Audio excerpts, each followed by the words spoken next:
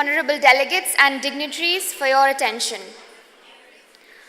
Welcome to the opening plenary session of this 2018 Partners Forum.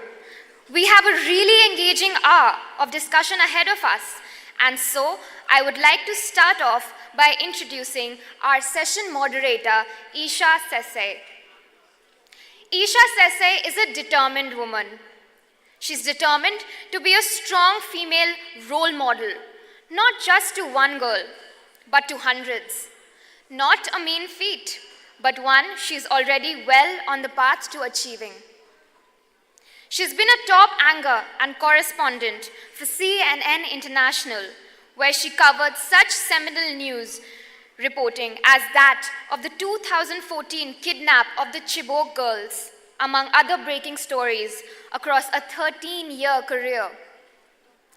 She's also writing a book about Chibok girls and is passionate about the African issues that don't make mainstream media headlines. She's certainly using her star power to draw attention to the issues that matter, but she also credits her mother for the drive, direction, and support she gave her. It is that which Isha says has also made her committed to getting into real on-ground work. And perhaps it's her mother, who as a strong female role model for Isha, made her realize that not every girl has that person in their life. And she decided she needed to do something about that. In 2014, Isha founded the NGO We Can Lead in Sierra Leone, and since then has helped 600 girls to develop leadership skills, readying them to be the dynamic leaders of the future. She has a vision to expand to the rest of the African continent, in line with her firm belief that the future is female and the future is Africa. As she says, we need more female leaders. It's our turn. It gives me great pleasure to welcome Isha to the stage. Please join me in a huge round of applause to welcome Ms. Isha Sesay.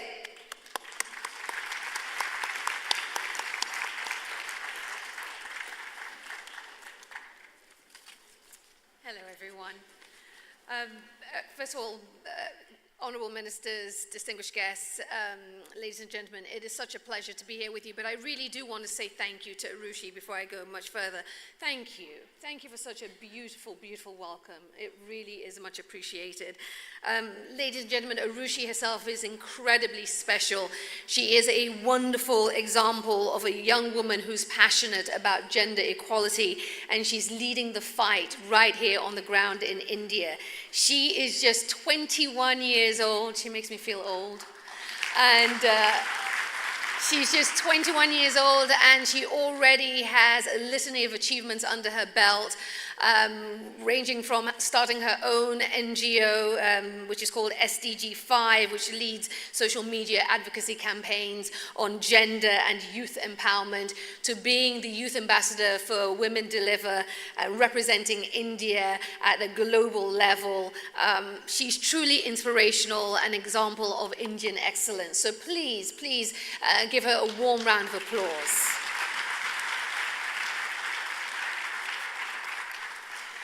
And once again, welcome everyone. It is such a pleasure to be here with you. It is a pleasure, it is an honor to be here to moderate this plenary session on political leadership. I am especially thrilled to be doing this at this particular point in time, because the discussion is happening when the world is making huge strides towards survive and thrive, and making measurable improvements in women's, children, and adolescent health and well-being.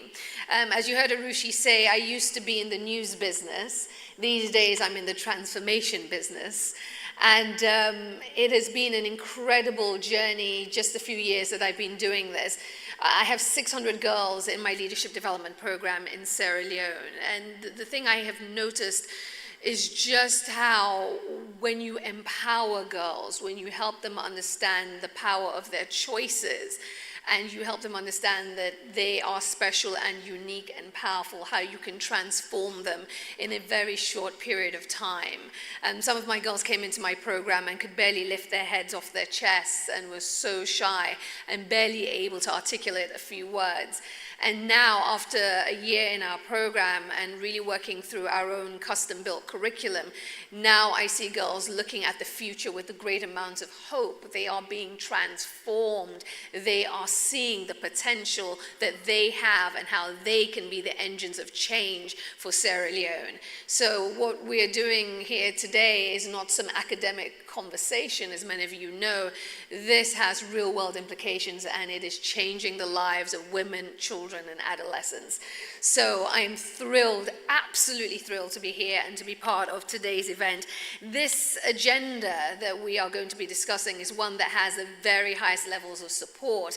Please take a minute now to listen to a message from the Secretary General of the United Nations. It is a pleasure to greet this important forum. I thank the government and people of India for hosting, and I commend the Every Woman, Every Child movement for its determination to improve the health of women, children, and adolescents. We can see the advances being made possible through partnerships. Countries are empowering women and girls and investing in their health. Civil society is engaged. Healthcare workers are promoting quality and dignity in services, and donors are insisting on innovation and collaboration. Now we need to build upon this progress with new cross-sectoral approaches backed by mechanisms such as the Global Financial Facility. And we need strong collective action from the Partnership for Maternal, Newborn and Child Health. The United Nations is committed to working with you to ensure health for all on the road to universal health coverage. Thank you.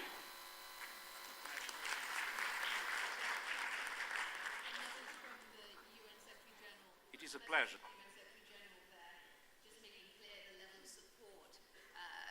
These issues affecting women, children, and adolescents has in the global community. Please let me welcome my wonderful panel that you see here up on stage with me. I have a tremendous group of individuals with a great amount of knowledge and expertise in pursuing these issues. I'm going to go down the line and introduce everyone. Joining me, and please make them all feel welcome with a round of applause. Hohohan Lejan Paladi, she is the founder of Pillar of Hope and co-chair PMNCH Adolescent Youth Constituency, Botswana. Please make them feel welcome with a round of applause. Adolfo Rubenstein, Secretary of Health, Republic of Argentina. Kim Simplis Barrow, First Lady of Belize. Kamal Kera, Parliamentary Secretary to the Minister of International Development, Canada. Anne Stars, PMNCH Board Member. Natalia Khanem, Executive Director, UNFPA. Nikolai Ostrop, Minister of International Development, Norway. Thank you, everyone. Thank you for being with us here today. So, the Transform Agenda, as you all know, is key to moving forward in this SDG era. It signals the move beyond preventable death to holistic development. At this stage, let me start by getting input from you here on the stage. And Hohan Lejan, I want to start with you. You started an NGO, Pillar of Hope, rather young in life, another youngster putting us all to shame today. Rather young in life, you've been described as a fierce woman. You've been described as a fierce advocate, fighting for young people, searching for answers to their social and economic problems, and looking for innovative ways of doing so. You've been looking for and finding ways for meaningful engagement for these young people, whether it's on the community level or on a higher, global, national level. Talk to me about how a platform like PMNCH, which is really a safe space for young people to engage, talk to me from your experiences of what young people bring to the table. Thank you very much for that, Aisha. And maybe just before I start, PMNCH supported a lot of young people and journalists from all over the world to attend the Partners Forum. So if you're a young person, can you please make some noise wherever you're seated? You can do better than that. You can make much more noise Much better than that. Let's try that again. The young people in the... That's more like it. Excellent. Thank you very much. So you can see we've gone past the days when youth representation was just a drop in the ocean. And so for my 4 minutes about talking about what young people bring to the table, may I please kindly ask you to take out a notepad to just jot down a few things, or maybe just use the memo from your phone.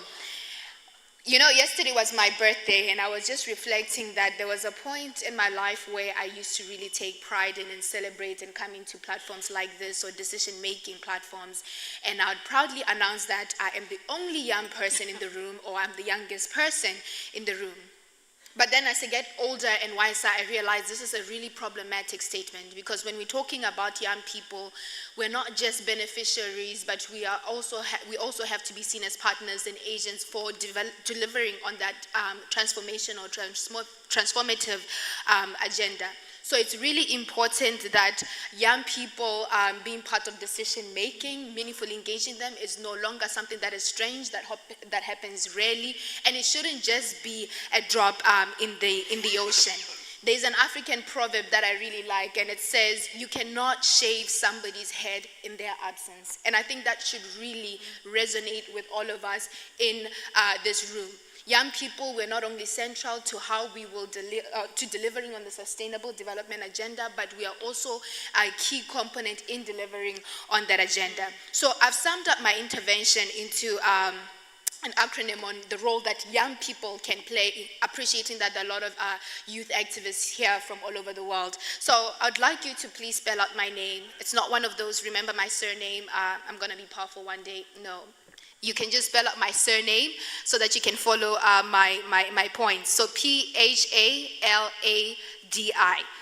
The first P is on political leadership and commitment. And I think as young people, it's very important for us to really drive for good high-level political leadership and commitment, especially at the country level, to invest in the health, welfare, and well-being of adolescents and women. And we need to see that this is not just cosmetic. It is actually concrete and should be reflected by even the resources that our leaders allocate to the health agenda. But also as young people, we should push for governance. I've always said that even in the presence of great human rights treaties, funding, partners, and all of these great mechanisms, if there isn't governance that is enabling for all of those efforts to thrive in country, all our work is in vain. So we should really push for good governance as an enabler for pushing ideal healthcare outcomes at country level. Then H is for homegrown.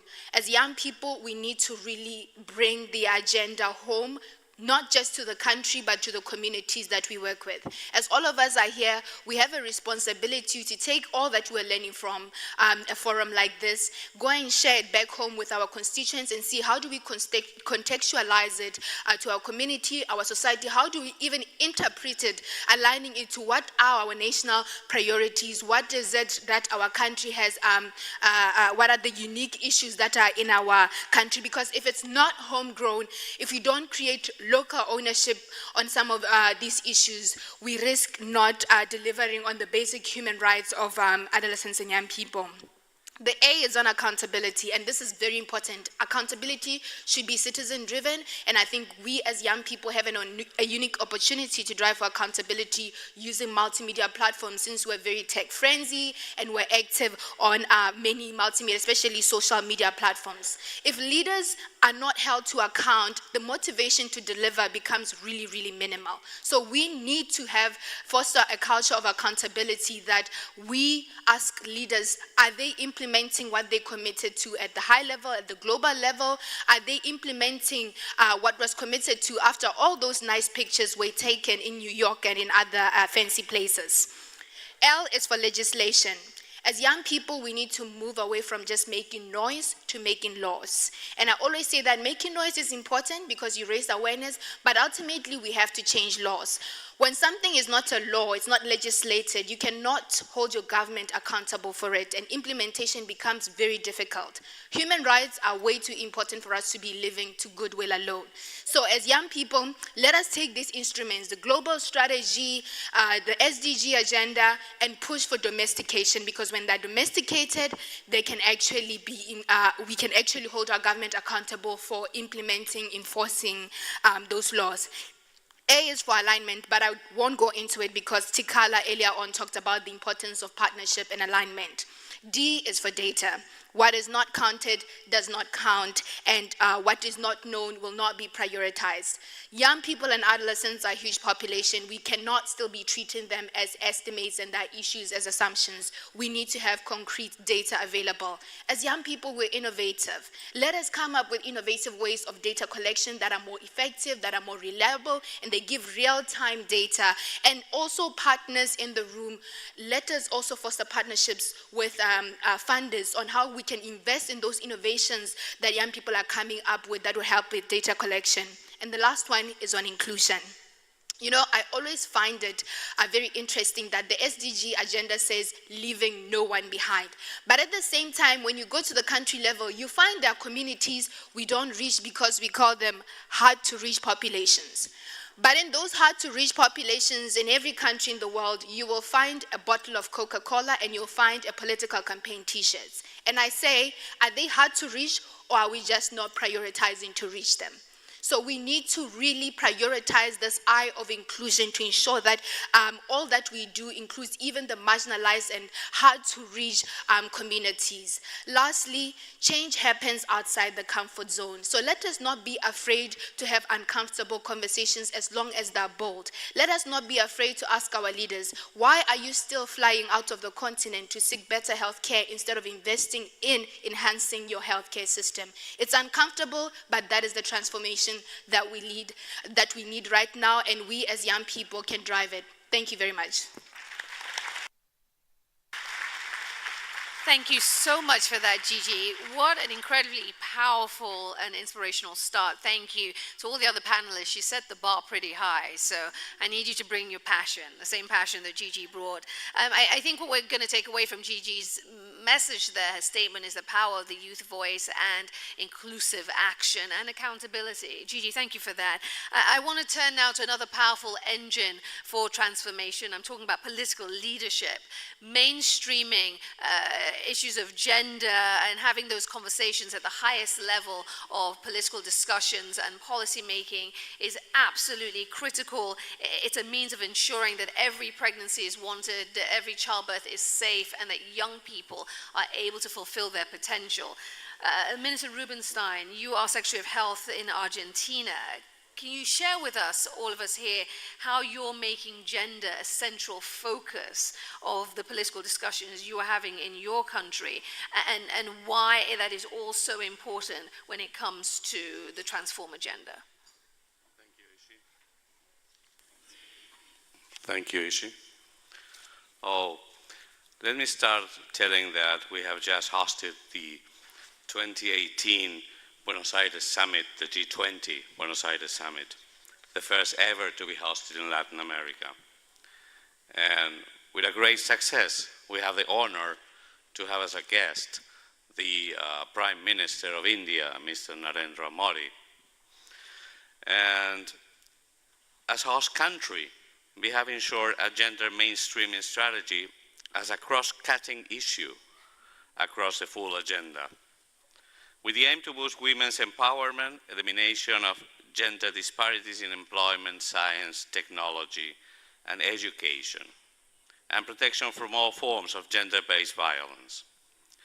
Health systems that include the perspective and the achievement of full rights for women and girls not only contribute to gender equality and to the empowerment of women as an effective way to reduce extreme poverty, but also to make health systems more equitable, more responsive, more fair, as emphasized in the G20 health agenda. These priorities are also central to the Transform agenda of the government of Argentina. In fact, in Argentina, gender equity issues are now top in the political agenda. So over the last years, we have a lot of laws, like equal political rights for women, a law for gender identity. And this year, we have a very hot debate in the parliament about legalization of abortion in Argentina. It was passed in the lower chamber and was rejected in the upper house in the Senate, but in any case, opened a lot of room for hot deliberation society-wide. And it's something that is being discussed in Argentina at all levels, for the first time in history. A solid foundation of success in survive and thrive is instrumental to ensuring the achievement of transform mission. Central to that is a drive for universal health coverage, which is the main strategy of our government in health. And universal, meaning truly for all, not leaving anyone behind, particularly in highly segmenting and fragmenting healthcare systems like the one we have in Argentina, as most of the countries in Latin America. In this regard, although all the inhabitants of Argentina are entitled to receive healthcare free of charge in public facilities, UHC is still nominal and implicit, rather than actual and explicit, which does not necessarily translate into effective or quality care for the whole population. In effect, 1/3 of Argentine population of 45 million have not explicit coverage. Therefore, our ultimate goal is to provide actual and not only aspirational universal health coverage, improving not only health outcomes, but also its distribution among different groups, ensuring better quality and equity for every Argentinian, irrespective of the place of birth, the socio-economic status, of the type of health coverage. As of the Thrive agenda, we have seen progress in specific and a number of initiatives, which include the Plan Nacer Programa Sumar, which was born as a national program focused on reducing geographical and socio-economic equity gaps in infant and maternal mortality across the country, but is now being transformed in the flagship program to advance universal health coverage at a national level. This program, called PASES, aims to expand and ensure effective health coverage in the first stage to the uninsured. Another big problem, which is concerning us a lot in Argentina, is adolescent pregnancy, which represent a significant public health concern. About 15% of deliveries in Argentina belong to females between the age of 10 and 19, one of the highest in Latin America. Approximately 70% of these pregnancies are unintended, and the vast majority are not using any regular contraceptive method. This year, our government launched an interministerial program to reduce unintended adolescent pregnancy, including universal access and coverage of contraceptive methods at in primary care centers, with focus on long-active contraceptives. In addition, information and counseling on comprehensive sexual and reproductive health rights to promote adolescents' informed decision-making. And finally, strengthen policies for the prevention of sexual abuse and violence, and access to legal interruption of pregnancy, according to our current regulatory framework. Finally, in Argentina, childhood overweight and obesity have increased more than 40% in the last decade and are increasingly concentrated in poor children, where overweight outnumber underweight by 4-to-1 in children belonging to the lowest 2 quintiles of socio-economic status. To face this growing epidemic, the Ministry of Health is launching another interministerial and intersectoral program to coordinate efforts focused on improving access, availability, and affordability of healthy foods, improve nutritional education, community participation, improve regulatory frameworks like front-of-package labeling, and to promote sustainable food systems to increase production and access and affordability of fruits and vegetables in our country. Thank you.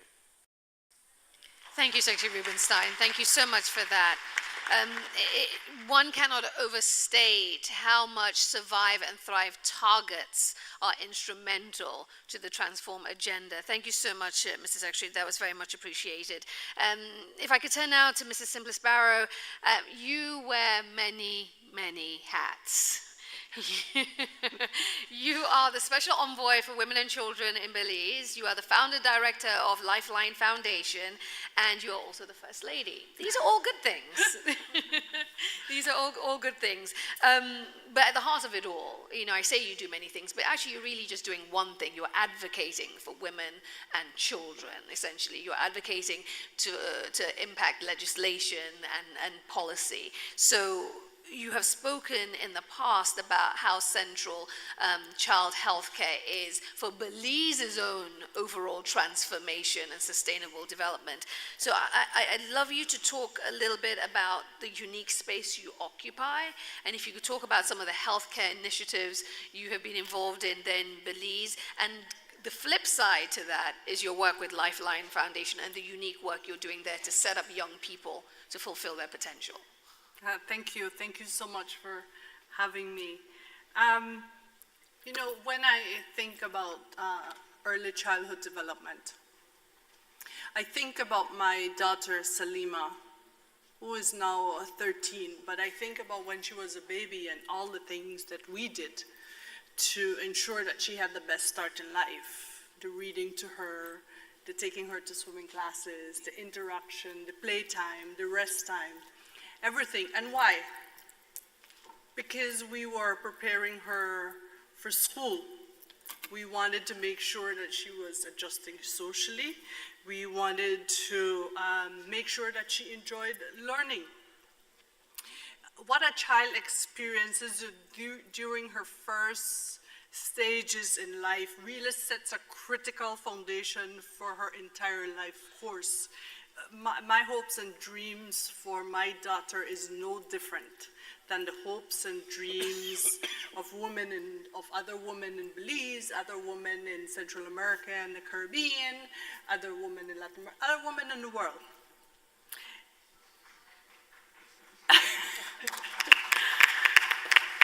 Early childhood development is a priority in Belize, and evidence has shown that investing in early childhood development yields the best results. The government of Belize has taken action to scale up its efforts. We started out with pilot projects, and now most of these projects are full-blown funded projects. And how did we get here? We got here by building a strategy with a vision for the future of our children, which we incorporated in the Children's Agenda dubbed Making Belize the Best Place for a Child to Learn and Grow. 2, we focus our efforts on strengthening systems built on partnerships. Without partnerships, it won't happen. And 3, this has meant a focus on 5 key areas: access to services, capacity for service delivery, political will and community involvement, data and monitoring and evaluation, budget allocation and actions. Belize has been successful with early childhood development. And why? Because we've had a national strategy with 3 clear outcomes guiding our early childhood development work. And those are: children are born and remain healthy during their early years. Young children's environments are nurturing, safe, responsive, inclusive, and culturally appropriate. And 3, young children have the skills and opportunities for success in early learning. We have also built a strong intersectoral collaboration. 3 ministries are responsible for the implementation of our ECDs: Ministry of Education, Ministry of Health, and Ministry of Human Development. The CEOs are directly responsible to ensure that the actions in the national plan is put into their ministerial action plans and budget is allocated for the implementation. As the Special Envoy for Women and Children, and you're right, my work really started before my appointment, my Special Envoy's appointment, and before my husband became the Prime Minister of Belize. I had founded Lifeline Foundation. And Lifeline Foundation provides financial support to children with cancer, children with HIV and AIDS. We implemented feeding programs and a whole host of other things. But for the past 4 years, what we've been doing is we've been building additional classrooms at existing schools. Why? Because we recognize that education is key for the success of our children. As a Special Envoy, my office was successful in passing key pieces of legislations with the focus on child protection, the trafficking in persons legislation, the commercial sexual exploitation legislation, and amendments to the criminal code for stiffer penalties for all perpetrators of sexual violence against children, and making the legislation gender neutral. My office was also successful in raising funds for the construction of 2 major institutions in Belize focusing on health sector.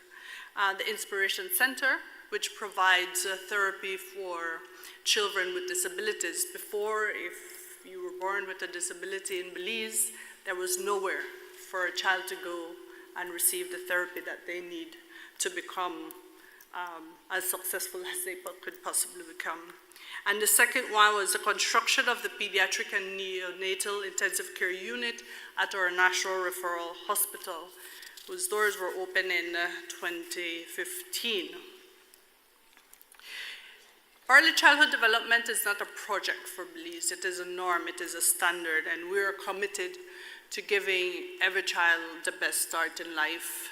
We must continue to seek partnerships every way we possibly can. Partnerships with NGOs, civil society, business, and anyone who will partner with us to make early childhood development continue to be successful. Thank you. Thank you so much for that, Kim. Thank you. And thank you for making that clear case for, multi-sectoral engagement. As you talked about, you have strong intersectoral collaboration between your ministries. We're seeing it work for Belize. It is an example to us all. I want to pick up on the point of political leadership and what that means for fostering multi-sectoral engagement. Most of us here in this auditorium are well aware of the fact that multi-stakeholder accountability is crucial to tackling the challenges faced by women, children, and adolescents in the SDG era. We must have that accountability. Kamal, you are Parliamentary Secretary in Canada to the Minister of International Development. Welcome. Can you talk to us about how your country is working around the world to foster partnerships and, of course, this whole issue of promoting accountability, how you're doing all of that to move the needle for women, children, and adolescents' health globally? And also, if you could share with us some of the successes Canada has had and how all of this brings the Transform agenda into play. Thank you, Ms. Sase, and allow me to first and foremost say a happy belated birthday to Ms. Pilati, who celebrated her birthday yesterday. I want to start off with a quote from Helen Keller, which I find very fitting when we talk about partnerships. And I quote, it says, "Alone we can do so little, but together we can do so much more." And just look at this room. And Canada truly believes, and this belief truly guides the work that Canada has been doing. And if you want to move the needle on the health of women, children, and adolescents, we have to work together. We have to learn from each other's mistakes. We have to learn from each other's failures. We have to learn from each other's successes. And we have to agree on the key issues that compromise women, children's, and adolescents' health. And then we have to coordinate our efforts and play to our respective strengths to fill the gaps that we find. And for Canada, it's been very clear. That means promoting gender equality in everything that we do. And that's truly based on a very evidence-based approach. We consulted approximately 65 countries, 15,000 individuals, NGOs, civil society, to really come to the conclusion why gender equality, it's truly at the heart at everything that we'll do. And we're committed to empowering women and girls in Canada and around the world. And why is that? A lot of people ask us. It's because we believe that our best bet to eradicating poverty and to building a better world and to meet our sustainable development goals is by empowering women and girls. Because empowered, healthy women and girls can and they will change the world. It is not only the right thing to do, it is a smart thing to do. There's a huge economic benefit when you empower girls and women around the world. And that's why Canada is doing things a little bit differently to make this happen. That's why our Feminist International Assistance Policy is all about. It's about changing the way that we work. And that's why by 2022, at least 95% of Canada's bilateral international development assistance will target or integrate gender equality and empowerment of women and girls. And of course, well, thank you. And of course, we talk about leadership. Yes, we need leadership. Yes, we need advocacy. But we also need resources. And that's why we're delivering on both fronts.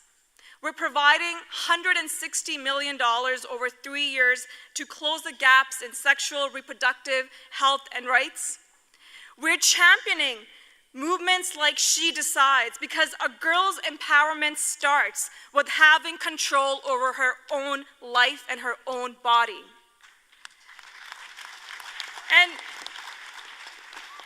And I was actually speaking to Kala yesterday. We had a meeting. And I know she spoke earlier today as well. But something that I found very profound during my interaction with her, and she's something, if you can just get a girl to really just say that I can decide, that itself is so profound, that itself is so powerful that we can truly change the world. We're also supporting initiatives like Family Planning 2020 and the Ogodago partnerships to advance access to modern contraceptives for girls and women who actually want them. But perhaps most importantly, what Canada is doing, we're truly listening to women and girls because we believe that they truly understand and they know what they need and how to fix it.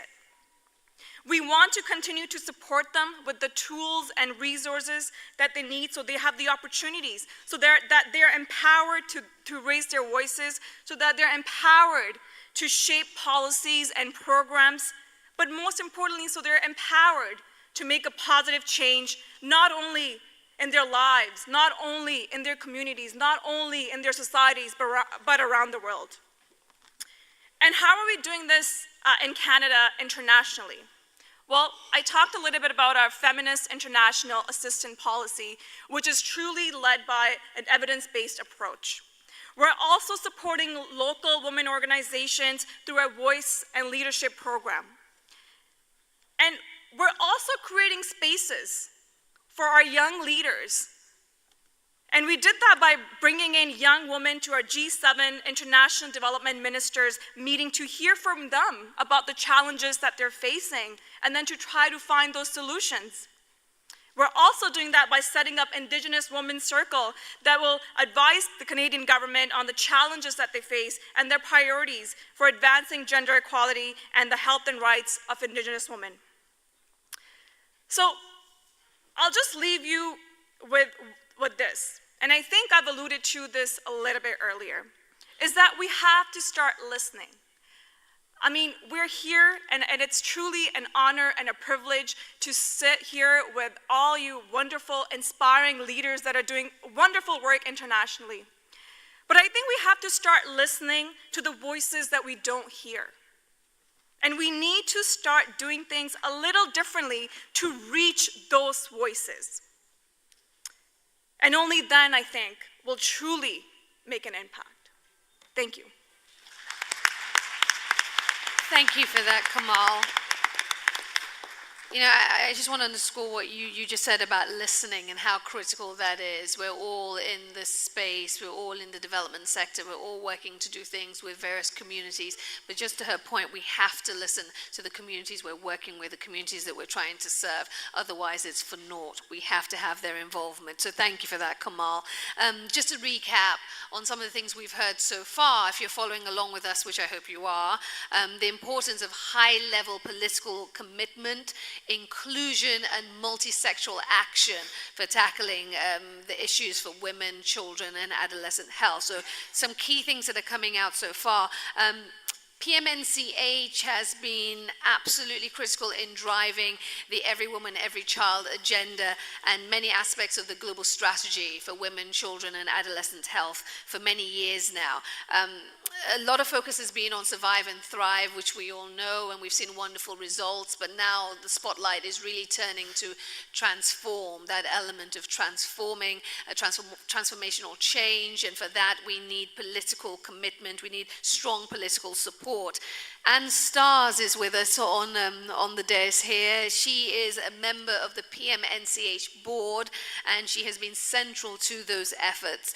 Anne, to bring you in here at this point, I mean, when it comes to the issue of women, children, and adolescent health and well-being, I mean, it is fundamentally a political issue. Talk to us about what women politicians can do, what they can do to contribute to progress, and more so, how they can make sure that it is a lasting transformational change, a lasting impact for women, children, adolescents, and their communities. Thank you very much, Isha. So I'm going to start by giving a little bit of an advertisement for the next session, the concurrent session that actually will be held in this room, which is looking more specifically at women's political leadership. But I'm going to try and set the scene for that session a little bit, and I'm going to start with a story. A little over 10 and a half years ago, I was taking my then 10-year-old daughter to a dentist appointment. She was a little nervous, so I was trying to distract her.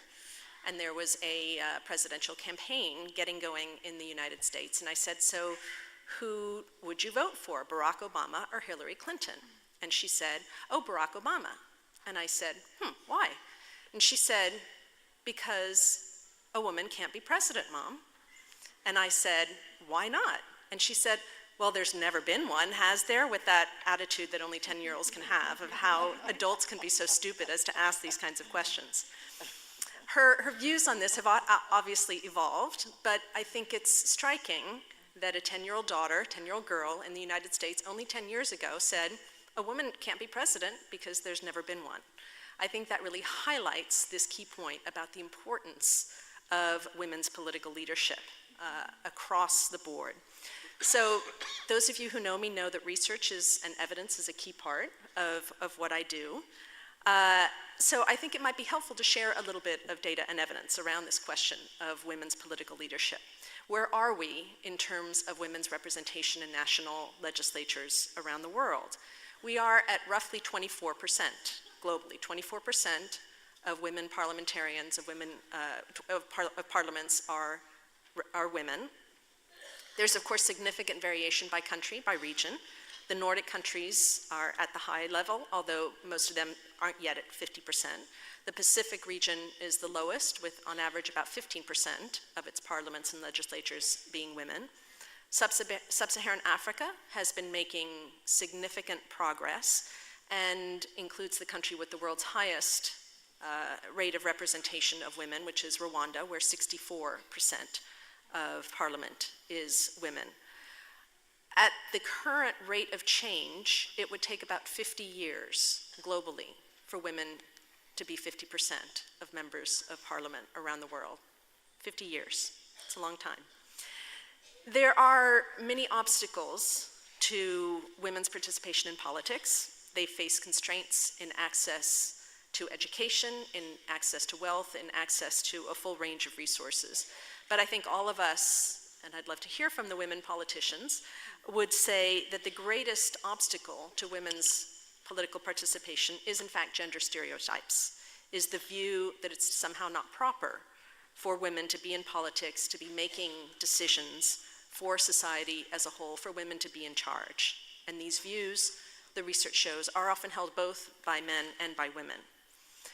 The benefits of women's political participation and greater representation in political bodies is huge. I think many of us would just say, well, of course, it's fair to have at least 50% of representation. But let's look concretely. What are the consequences of women being represented in parliaments, of being involved in politics? Women in the political sphere can be and are role models and an inspiration for girls and for other women. They can also demonstrate to boys and to men that women can, in fact, do this and do it well. Having women representation in politics enhances the representativeness of these political bodies and institutions, means there's greater equity. Women, research tends to indicate, are more likely to cooperate across party lines. They get things done, they get on with the job. Women bring in new perspectives on all issues and often bring in a focus on issues that may historically have been downplayed or ignored. And in particular, women tend to be more responsive to their constituents' concerns and priorities. There is general acceptance that having women account for at least 30% of a legislature, of a parliament, constitutes a sort of critical mass. That having 30% of a legislature be women enables women to work together to promote women-friendly policies, to focus on women's issues, and to convince their male colleagues to support them. Women need to start at the local level and develop their political skills, engagement with constituents, reaching out to the media, negotiation, and they need to prove their integrity, their commitment, and their effectiveness. Those women who do that are more likely to have a lasting impact and to last themselves. So what does all this mean about our agenda today? We don't really need to have female representation in politics for there to be investments in women's, children's, and adolescents' health. Enlightened and informed men can and do support effective policies and strategies.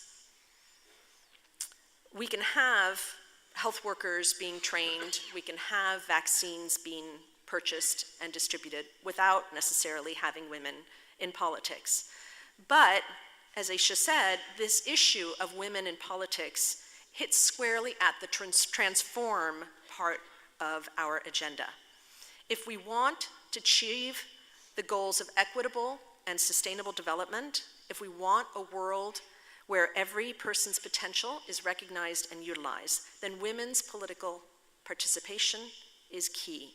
It leads to greater empowerment, it leads to greater engagement, it leads to greater achievement, not just in communities, but in nations. It is the road to lasting change. I'm going to end by quoting Dr. Michelle Bachelet, former president of Chile and former and much missed chair of the board of PMNCH, who once said that when one woman is a political leader, it changes her. When many women are political leaders, it changes politics and it changes policies. Thank you. Thank you, Anne.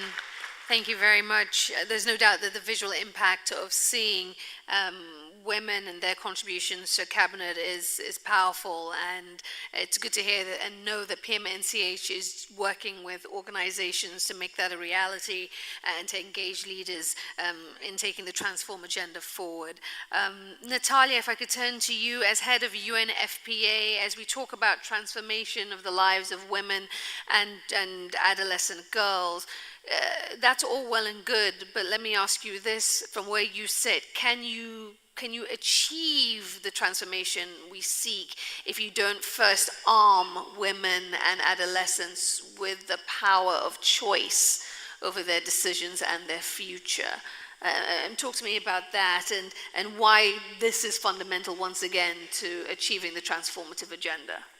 Thank you. Thank you, and I'm delighted to be here because what we're talking about is the power of partnerships to transform the cycle of life. We're talking about happy, healthy sexuality, not just the physical. It's also the emotional component of a relationship. It's also the understanding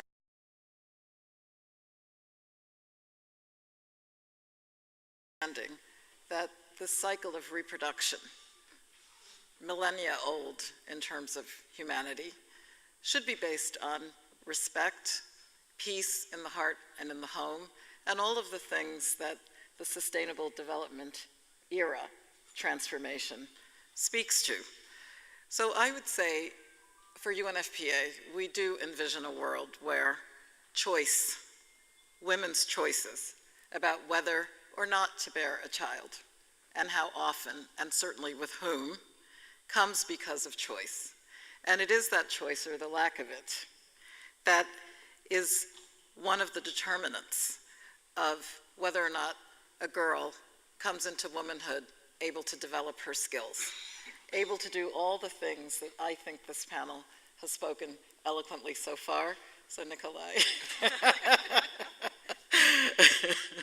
Because in fact, in building that girl and that woman, we're building a family, we're building a community.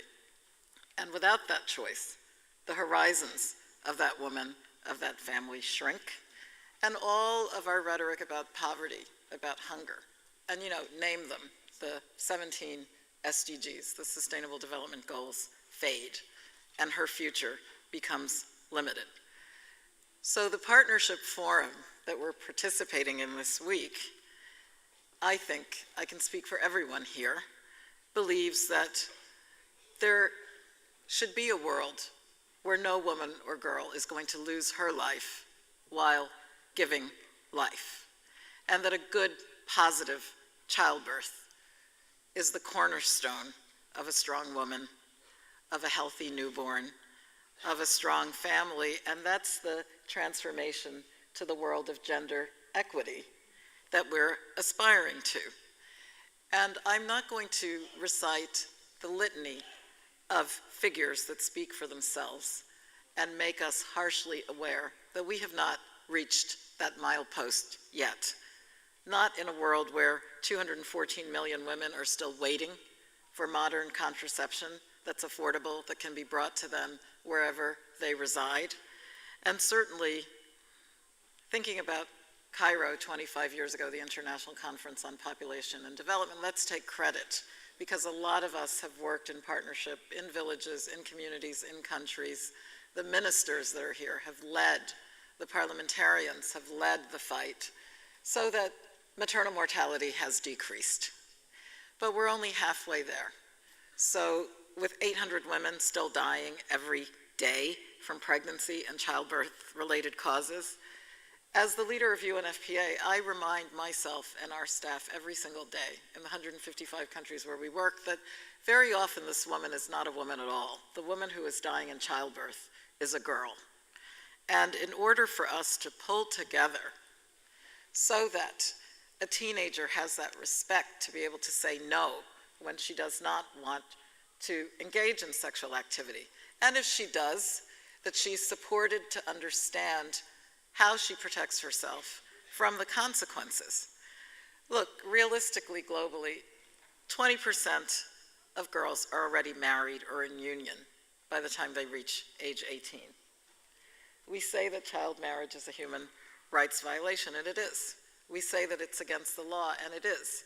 So how do we partner? How do we harness that power of partnership to make sure that it sticks? And again, I think as I look at child marriage or female genital mutilation, transformation is really about fundamental human rights being able to be expressed. And I just want to make this point, so we make no mistake, that we face challenges. We may be partners in this room, but all around the world, sexual and reproductive health and rights and choices are under siege by organized and often vocal groups who should not drown out our voice as advocates, because there are some who would prefer that we go backward into an era where women had no control over our bodies and our lives. And UNFPA is clearly saying, we cannot let that continue to happen. We need to unite and mobilize and get organized and be bolder. And Gigi has already spelled it out for us, so that anyone who opposes this mission, anyone who opposes the right of a girl to come into womanhood with full confidence, so she will be the president of her country or her community's mayor or whatever it is that she desires to do, but certainly not to eke out a living in poverty and cyclical poverty for the next generation.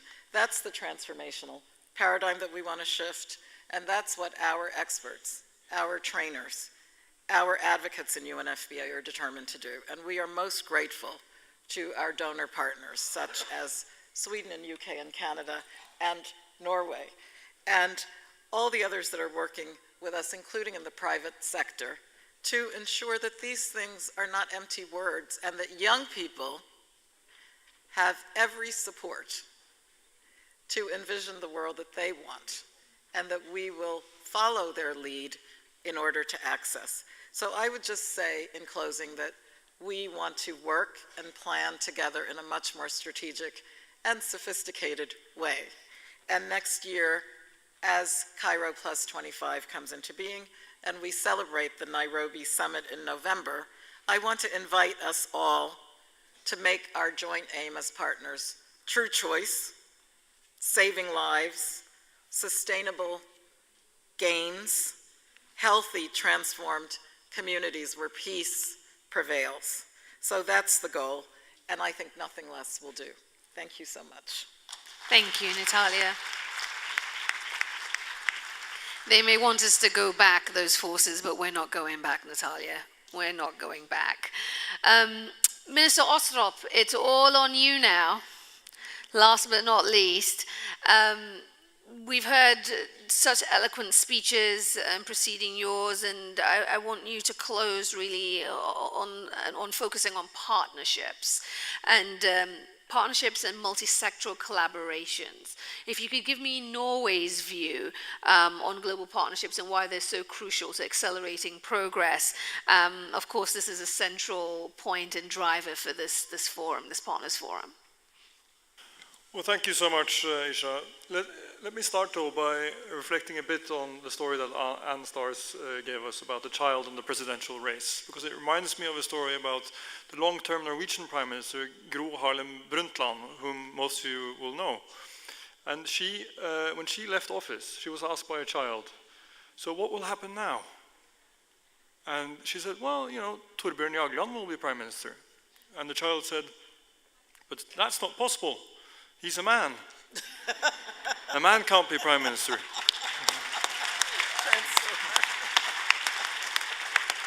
And let me tell you, Norway is a country currently run by women.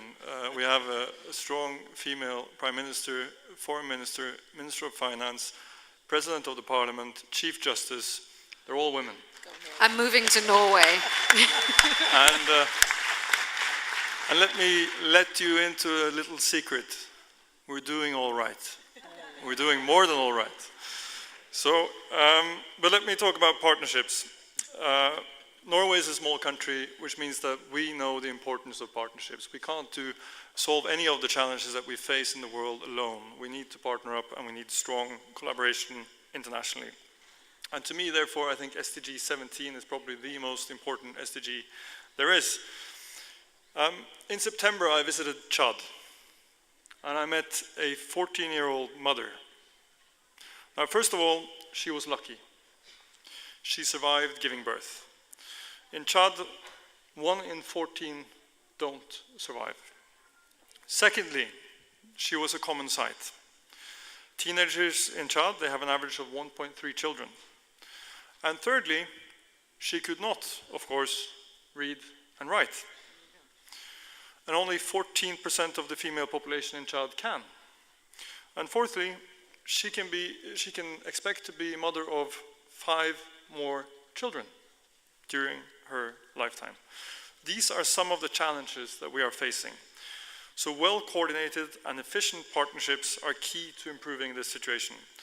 Resources are scarce, and we only have 12 years until 2030. With no time to lose, we need to gather around these goals and find the smartest and most efficient way forward. That is why I put a lot of emphasis on UN reform, on the SDG 3 action plan for healthy lives and well-being, on private sector engagement, and innovation and digitalization.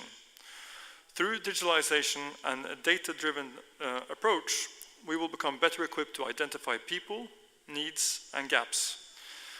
And I have the pleasure of being a member of the UN Secretary General's high-level panel on digital cooperation. And in this panel, I've taken a special interest in the concept of digital public goods. And I think that is a very promising approach with great potential for many sectors, particularly health. The UN and the multilateral development banks represent the most important partnerships in the world.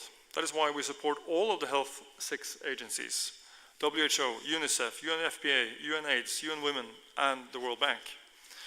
Norway has decided to finance a lean Every Woman, Every Child Secretariat hosted by UNFPA.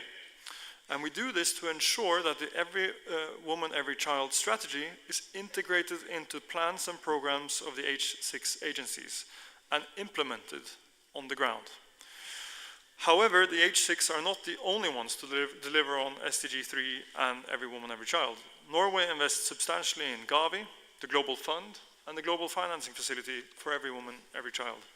And thanks to these partners, we see great progress on the ground. And last but not least, the PMNCH plays a crucial role in promoting Every Woman, Every Child with its 4 A's: analysis, alignment, advocacy, and accountability. And I would like to commend you all on the important work you do to move this agenda forward. However, to ensure the Every Woman, Every Child fulfill their potential, SDG 3 partnerships should reach beyond the health sector. We know that 50% of the deliverables for better health for women, children, and adolescents come from other sectors. Education is key. And as I talked about Chad, I usually say that the difference between an educated girl and a girl without education is 5 children. In addition to education, nutrition, water, sanitation, hygiene are all important. That is why we have to change the way we work and take a multi-sectoral approach. We need to work on all levels: the global, the regional, and not least the country level. I regard the Norway-India Partnership Initiative, NIPI, which was launched in 2006, as an excellent example of how partnerships at country level can lead to progress. NIPI supports the National Health Mission in designing and testing innovations that aim to improve newborn, child, and maternal health. Innovations that, after rigid testing, are found to be successful, are taken over and scaled up by the government of India. And I'm proud to say that most of the innovations tested during the lifetime of this partnership are integrated into the Indian health system. It's a challenging time for reproductive health and rights. The International Conference on Population and Development that took place in Cairo 24 years ago was in many ways a breakthrough. And yes, the progressive outcomes of the Cairo conference were controversial in their time. But I doubt that anybody in Cairo could foresee the kind of backlash we are now experiencing. Not only do we have to work harder in order to push the agenda forward, but we also find that we have to devote increasing amounts of time and resources to defend long-established achievements.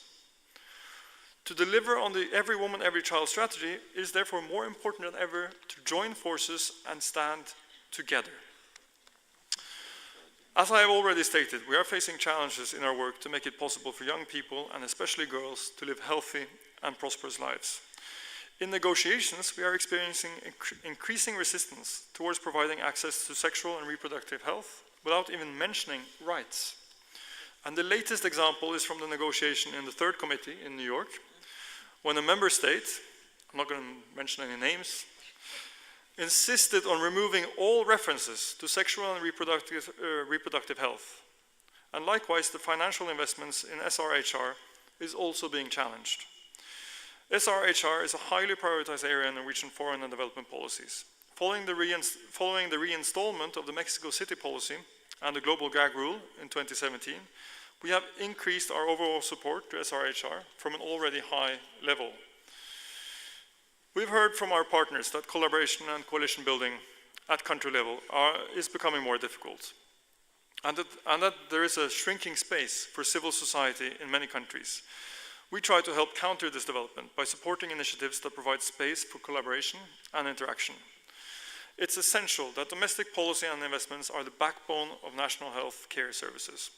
Countries are in the driver's seat when it comes to developing their national health care systems. Our support shall contribute to underpin smart choices at the country level. This is why Norway, together with partners, launched the GFF, the Global Financing Facility. And the GFF enables additional investments in primary healthcare services under country leadership.